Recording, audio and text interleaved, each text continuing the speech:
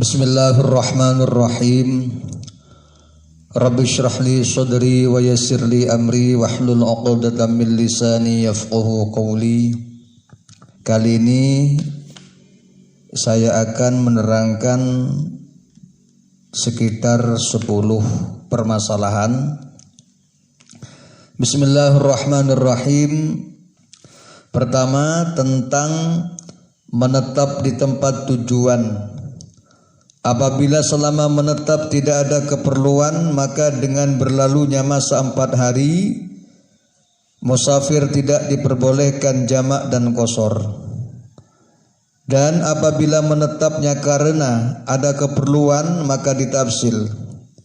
Jika keperluannya diperkirakan berhasil sewaktu-waktu, dalam arti dimungkinkan berhasil sebelum lewat 4 hari, dan kemudian ada niatan jika keperluannya sudah berhasil, maka dia akan pulang.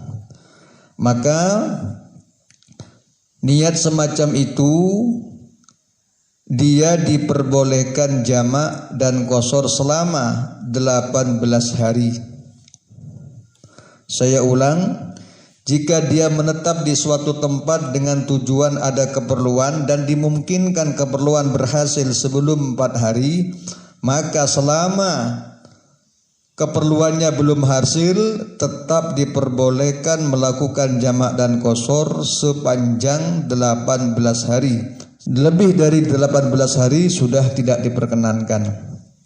Dan apabila berkeyakinan bahwa keperluannya tidak mungkin berhasil sebelum 4 hari, dalam arti keperluannya bisa berhasil di atas 4 hari, maka tidak diperbolehkan melakukan jamak dan qashar. Bismillahirrahmanirrahim. Mas'alatu sin wa nahwuhu ba mata in qata'a safarul musafiri bi an aqama bi baladin 4 ayyamin sihakin bila tawaqqu'i safarin aw 18 min at-tawaqqu'i aw nawa iqamatal 4 hala dukhulihi awistaghala binahwi bai'in yaghlibu ala dhannihi annahu yahtajuha in qata'a tarakhasahu bil qasri wal jam'i wal fitri wa ghairi dzalik. Diambil dari kitab Buya halaman 157. Kemudian yang kedua, tentang bepergian jarak dekat.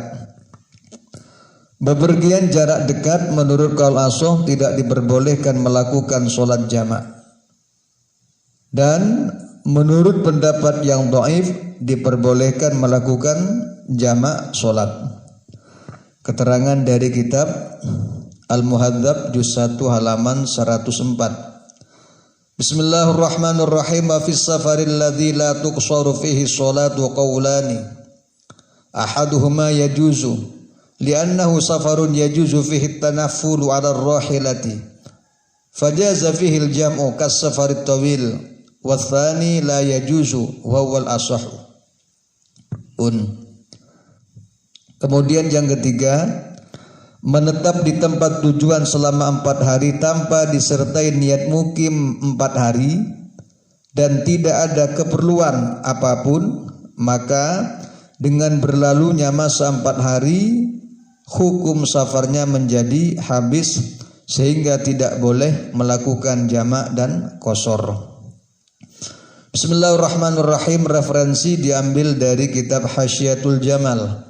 Wa ibaratu syarhi Mimra walau aqamaha ayil arba'ata min ghairi niyatin in qata'a safaruhu bitamamiha. Intahat Hasyiatul Jamal. Yang keempat, tentang pekerjaan konduktur yang tiap hari mundar-mandir di jalan, bolehkah dia melakukan jamak dan qashar? Bismillahirrahmanirrahim. Konduktor atau supir yang rute kendaraannya sudah mencapai jarak masafatul qasri, jarak tempuh yang sudah diperkenankan melakukan qasar, kira-kira 80,640 km, diperbolehkan melakukan qasar, namun yang lebih baik tidak melakukan qasar. Referensi diambil dari kitab Iqna.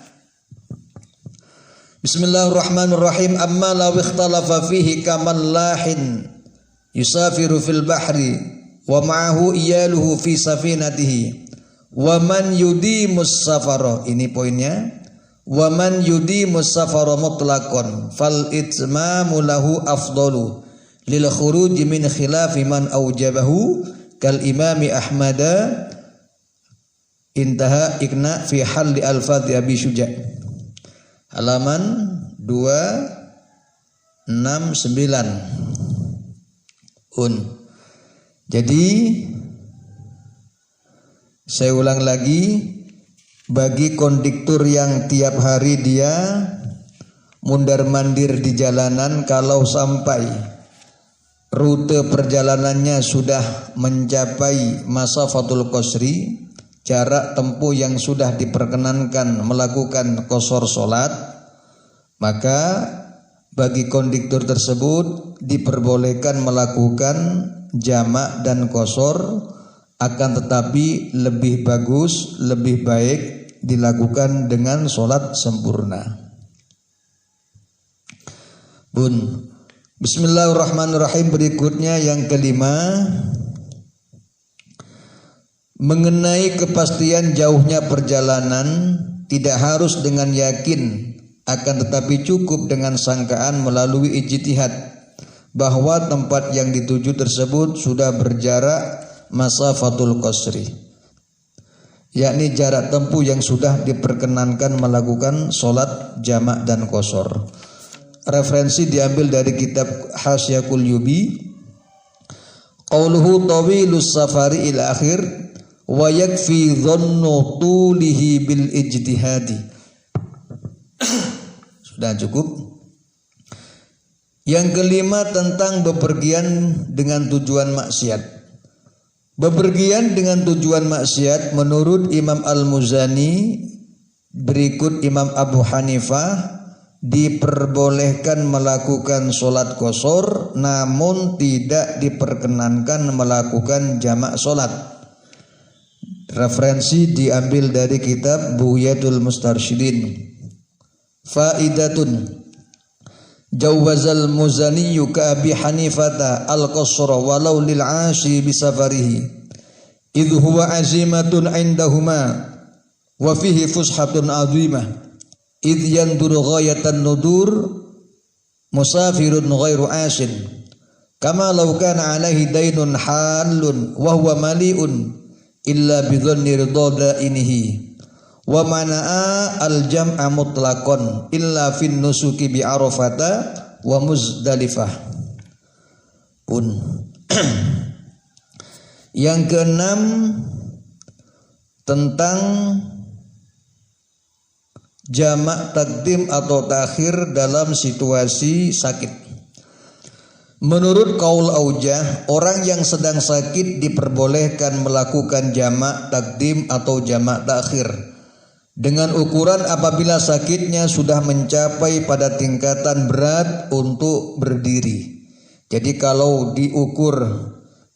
sakitnya sudah sampai pada taraf berat untuk dilakukan, jadi kalau sakitnya sudah sampai pada tingkatan berat untuk berdiri, dia diperbolehkan melakukan jamak sholat, baik jamak takdim maupun jamak takhir. Bismillahirrahmanirrahim. Referensi diambil dari kitab Inaratud Dujah halaman 143. Waqtiro jawazul jam'i taqdiman wa ta'khiran bil maradi alladhi yubihul julusa fil faridati 'alal aujah. Qalahu Az-Zayadi. Yang keenam Menurut Imam Ibnul Munzir, boleh melakukan sholat jamak dalam keadaan punya hajat. Bismillahirrahmanirrahim. Wa hakal Khutabiyyu an Abi Ishaq jawazahu fil hadari lil hajati wa illam yakun khaufun wala madarun wala maradun wa bihi qala Ibnul Munziri. Referensi Buyatul Mustarsyidin halaman 160. Pun.